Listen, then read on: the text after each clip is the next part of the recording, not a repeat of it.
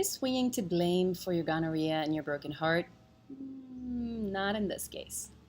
Hi, my name is Dr. Zhana, and today I would like to answer a comment that was recently posted on my Psychology Today blog post about swingers and polyamorous that I wrote a while ago.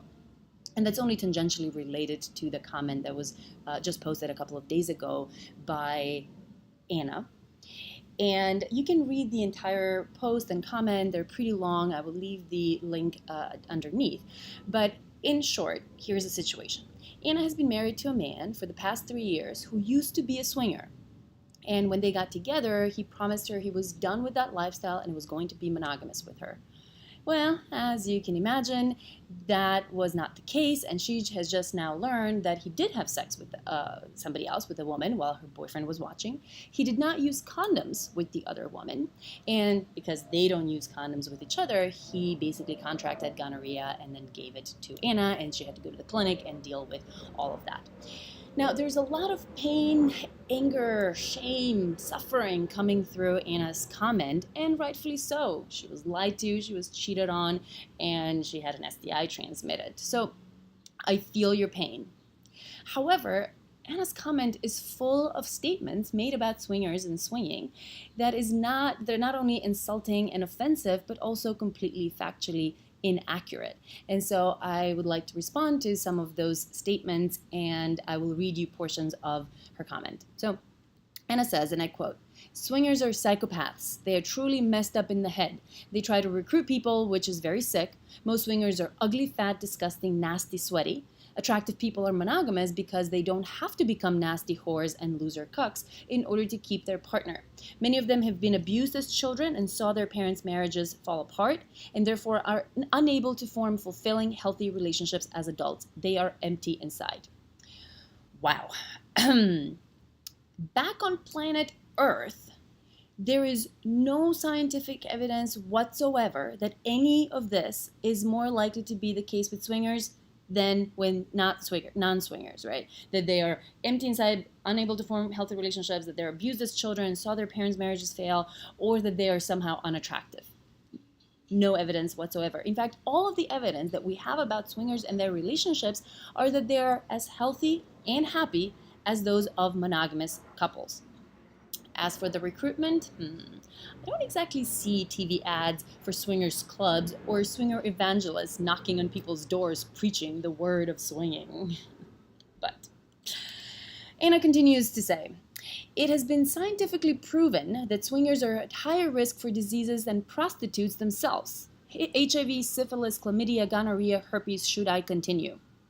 I know for a fact that a lot of swingers don't practice safe sex. They're either lazy, morons, or they're into those sick impregnation breeding fantasies. They lie about their STD status, who would have sex with them if they started telling people they aren't clean, and spread nasty, dangerous diseases that can leave people infertile." Wow, this language is so stigmatizing, but also really inaccurate. So I know for a fact that a lot of non-swingers also don't practice safe sex either. They lie about their STD status and they spread diseases. The question is there evidence that this is more common of swingers than of non-swingers?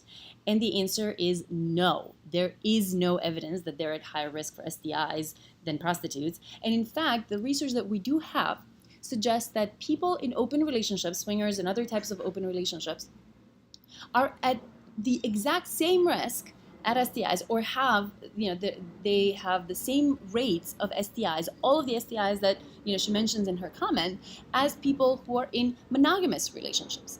And in fact, they are more likely to engage in safer sex practices when they have sex with somebody outside of their primary partnership. They are more likely to have a discussion about STI and testing and partner history.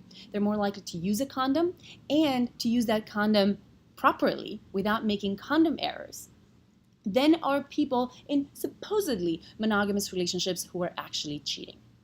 So, Anna, your anger may be justified, but it is completely misdirected. It's not swingers to blame. It's cheating, lying, and unsafe sex practices. Your husband was not acting as a swinger when he did what he did. That would imply that you were a consenting participant in his extramarital behaviors. He was acting as a cheating husband who was supposed to be in a monogamous relationship. And what about the husband?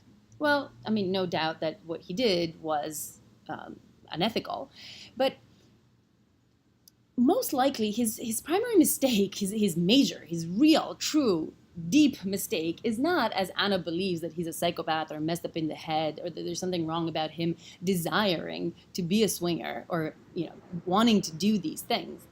He's instead guilty of buying into the societal narrative that once you've found the one, you will never again desire anybody else.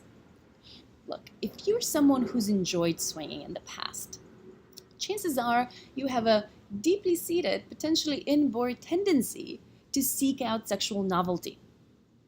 And love is not going to be enough to keep your desire for other people at bay, especially once that initial period of infatuation and not being able to think about anybody else but your primary partner is over, which is about 1 to 2 years after you've initially become infatuated with this person.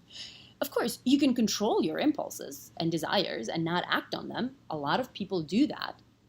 But it's really hard to do that when you have these very strong desires. By promising monogamy to somebody, you're setting yourself up and your partner up for disaster and heartbreak. So please don't make promises you cannot keep. As sex educator Reid Mihalko says, people, date and marry your own species. Now, I know that many of you are listening to this and saying, no way, I'm going to find someone who is also going to want an open relationship. Or you're one of those people who want to have these kinds of multiple partner sexual behaviors for yourself, but you don't want to give that freedom to your partner, to your husband, wife, boyfriend, girlfriend. In other words, you would rather cheat than do this in an ethical way, in a way that's open and honest and involves the consent of everybody involved.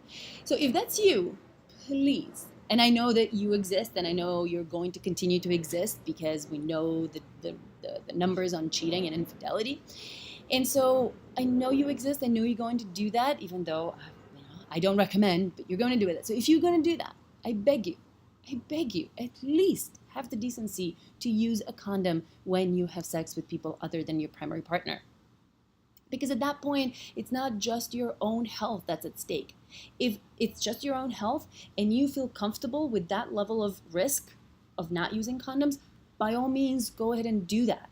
That is your choice for your own body. But when you're having, when you have a partner who doesn't know you're having sex with other people, you're putting their health at stake as well, at risk. And if you're not going to have their emotional well-being in mind, at least have their physical, sexual well-being in mind. Okay, that's all from me today. I hope this was useful, and please share if it was, and see you next time.